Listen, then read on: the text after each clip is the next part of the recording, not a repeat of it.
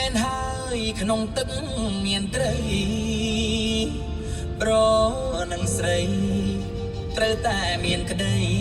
ស្នេហា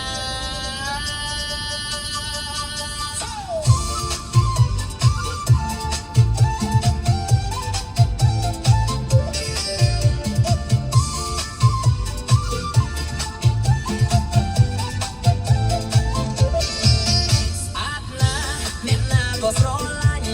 ខ្នឹងខ្នប់ខ្នាញ់ស្រឡាញ់ចង់បានជាប្រពន្ធ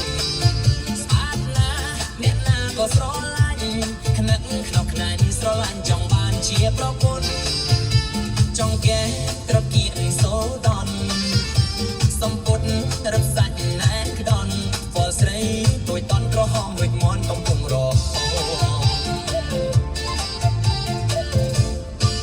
ស្អាតណាស់សំលេងក៏ពី